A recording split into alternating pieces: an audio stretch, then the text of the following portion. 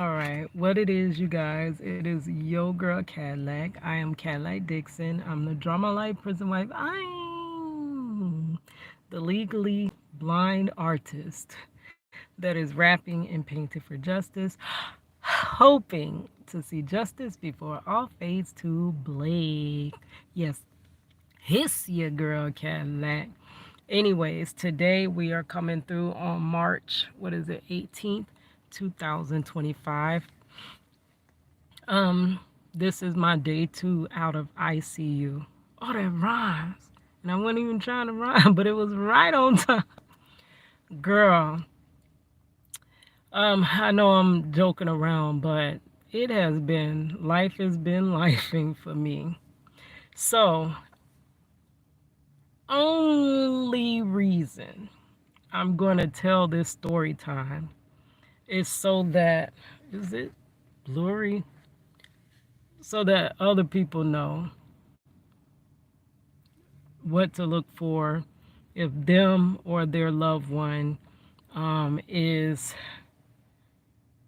like going through something, something serious, which I didn't even know it was that serious. I'm totally uneducated on this subject. I'm sorry, it is very, very hot, so I'm gonna have to cut the air on, and you probably can hear it. Sorry about that. But why the heat on though?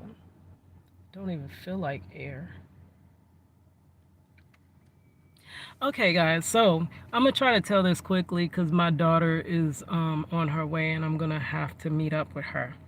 Okay, so we have to rewind back. So first, I survived, which I don't even want to say I survived. God healed me of DKA, which from what I find out is super serious. I never knew what DKA was. It's also ketoacidosis. I had no clue. I think I've heard about it. You know, when you hear those medical commercials and then the side effects could cause blah, blah, blah, blah, blah, blah, ketoacidosis. That's the only time I've ever heard of that. But I never really knew what it was or whatever. Okay, so we have to rewind back.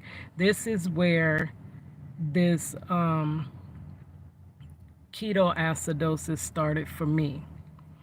And if you recognize the signs, which I did not, it makes surviving it, well, first, you may not hopefully get to that state. And then it makes surviving it better if you get help, which I almost didn't get help.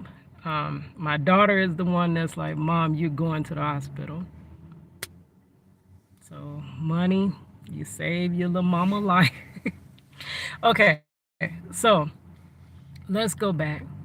In December, I went to Chicago. We were so excited. My daughter was excited. I was even trying to vlog about going to Chicago.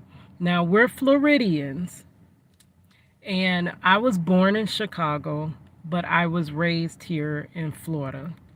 That tells you why I have very little family, you know, because hold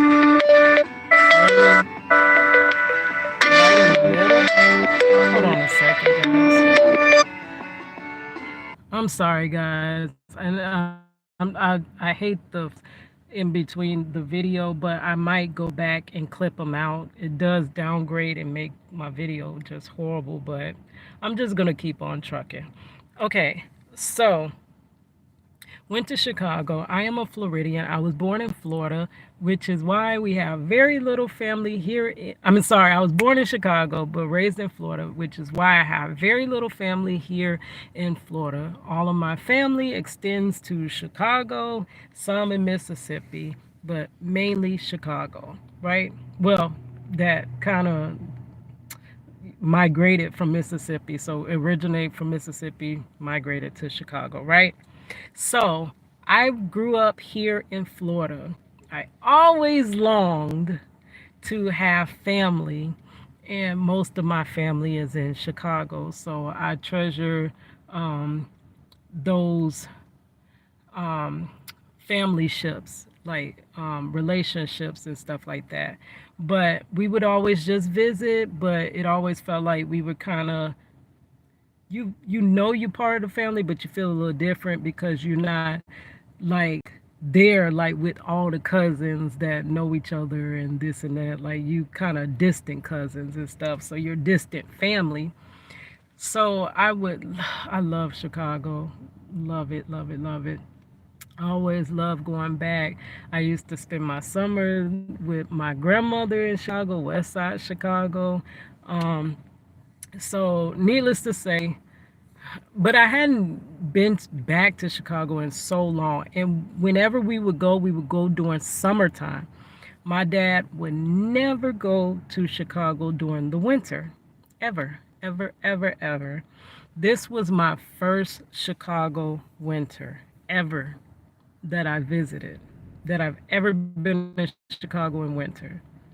We'll go in fall, we'll go in summer, but not winter. Okay, so that's key, right? So me and my daughter is trying to prepare for a trip. We don't even really know what clothes to wear. We're trying to find what clothes we can get that's kind of winter like, but we're in Florida. They're not even selling winter like clothes. So we go to the touristy area, we find some things, and at a certain point, it was like the the ticket is booked, and we gotta go. So it's no more figuring this out. We gotta jump on that plane, right? So we went, and I don't have time because I'm trying to be an artist, I'm an advocate, I'm trying to be a graphic designer. I'm doing way too much, which now I can't do that anymore like that. I literally got to, Cadillac got to slow all the way down. Why does it still feel like the heat on? Like literally, I don't feel the air at all. Oh, okay, if I open the vent I'll feel it. My bad. Okay, so we go to Chicago on the plane. Well, really before, as you're sitting at the terminal, I have another story time about how crazy it was because I'm caregiver to my sister who is epileptic. So it was really challenging getting to Chicago and back. Getting on the plane is it's way too much. It's a lot. Due to my sister's epilepsy. Uh, that was very challenging. Okay, so we get there, and I see all these sick babies. Like there's like three babies in strollers. They coughing their heads off. There were people on this plane sneezing, and I'm like, oh my gosh! But because they made us so frantic, I had a mask, but I couldn't figure out where the heck I had my mask at. So I couldn't put my mask on, right? Um, and dealing with, my sister illness, she kept having seizures, like getting there. And it was due to excitement because she too would get excited about going to Chicago. Everybody want to go visit Chicago, right? And this time we're going in winter and we're going to see snow, right? For the first time, you know. So upon getting to Chicago, the first day I thought I was jet lagged. I literally just slept. My aunt come in, she's like, you gonna get up, Keita? And I'm like, no, I'm gonna sleep all today, and then by tomorrow I'll be back to myself, right? Which I kind of did, right? Because I was doing some story times and vlogs and all my little prison wife stuff and all of that. So when I woke up the next morning is when my stomach felt weird. It felt like bubbly almost. And the moment I moved, that's when I like puked. It was almost like it felt like if I didn't move, it wouldn't rupture or whatever. But the moment I moved, my stomach was like blah. I puked. And from that point, I was hovering over my aunt's toilet. I was just blah, blah, blah, just puking, puking, puking, puking, puking. All right. So, that only lasts, what, 24 hours, 48 hours? When my aunt, honestly, when she gave me, because I would drink something and blah. I could drink water, blah. I drink pop, because, it's Chicago, and blah. Like, I couldn't drink anything. I couldn't eat anything. It was coming up, right? So then my aunt gave me some Pepto Bismol, and it kind of started settling my stomach to where I didn't blah, but I still didn't have an appetite, and I could barely eat. But I wanted to drink, drink, drink, like drink everything in sight. But I was trying to find. Oh, okay, hopefully that makes a difference.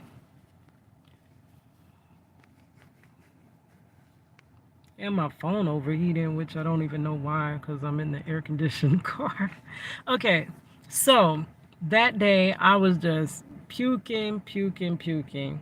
Okay, and then the Pepto Bismol, and once I got that, then it coated my stomach, and I felt like I was getting better. I was able to eat little tiny bits, which you already know. Going to Chicago, you want to eat. You want an Italian beef. You want the sausage. You want you definitely want Italian beef. You want a gyro. You want all the Chicago food, the stuff we can't get here in Florida. And if we do, is knockoff version, right? You want the Polish. You want, so it's like we have to get our, the things that we just love when we go to Chicago, right? And then not only that, my aunt is a cook. She made them little peanut butter cookies. The little peanut butter cookies got the fingers pressed up in them, girl, like my mom, butter cookies that my mama used to make. She made the caramel cake. Oh my gosh. Like nobody outside of Chicago know what a caramel cake is. But I remember my mama with that little milk up on the stove and making the icing and stuff like that. So it's like I feel closer to my mother that passed when we in Chicago. And then we also, I don't know, it's just a whole different culture or whatever. So anyways, I couldn't hardly eat though. I wanted to eat. My appetite was so small, so small. My aunt does catering, so she makes the plates so nice. They be so beautiful. I took some pictures of it. Her cake, she's the cake lady. So it is so much that I wanted to enjoy, but I could not. So I couldn't hardly eat. Okay. So then I start feeling better, and it's time to go out in the snow. Me and Money, we went to, Money was snow sledding. I wasn't brave enough to do snow sledding. My little nephew was doing them snow angels. My daughter, we went downtown. They had ice skating, not Millennia Park. They had ice skating. Then we were doing then we wanted to do the Willis Tower. We did the Willis Tower that day. And when we came out the Willis Tower, it was so foggy, and it's like it got colder. But we were like, oh, it's not that we couldn't understand why the temperature, it could be the same gauge in Chicago than Florida, but it felt different. It was a whole different, and I know Chicago's the windy city, but besides that, the temperatures just didn't feel the same. Like when we get a certain temp here, we feel cold, cold, cold, cold, cold. But we were like, why is it not that cold like that? Like though the temperature is saying 30, we're up here handling it, and we're some Floridians or whatever. Hold on 1 second. So we're all over Chicago. We having fun, but I still can't eat that much. But I'm drinking. Um, Every now and then I have a pop. I had sparkling water. I had Gatorade. No, I didn't have Gatorade yet. Wait, that's key. I didn't have that yet. I would have water. My aunt had that filter water, but when that ran out, I didn't have as much water anymore. But I was trying to drink stuff because it was like nothing was satisfying my thirst, and then I had a taste in my mouth, and nothing would get that taste out. I tried gum, I tried candy, nothing was taking away that nasty taste. And I don't know why, but it's like the body is seeking something. So I just kept drinking things until I found something. Meanwhile, I'm not really eating that much. I'm eating very small portions. My aunt would make a smaller portion, and I still couldn't eat that. I would eat a little bit in the morning. I'll wrap up the plate. I eat a little bit for lunch, and then by then she's already cooking something else, or we're going somewhere else. And I couldn't keep up with eating all the food because I didn't have an appetite like that. Like I was barely like picking over. Even the chilies, it was like, oh, they chilies is so different. It was so beautiful. And I bought that food and picked over it. Barely ate anything out of it. This is too much now. And it's still, actually, you know what? Let me put it on silent and then at least won't be messing up the video. Let's put it on silent. If this is recording, I'm gonna stop it here because I've had too many interruptions, and many times when I have that many interruptions, it doesn't complete recording my video. So I'm working my way up. So let me do a part 2 of this. All right, here's your girl Cadillac. Of this. All right, here's your girl Cadillac.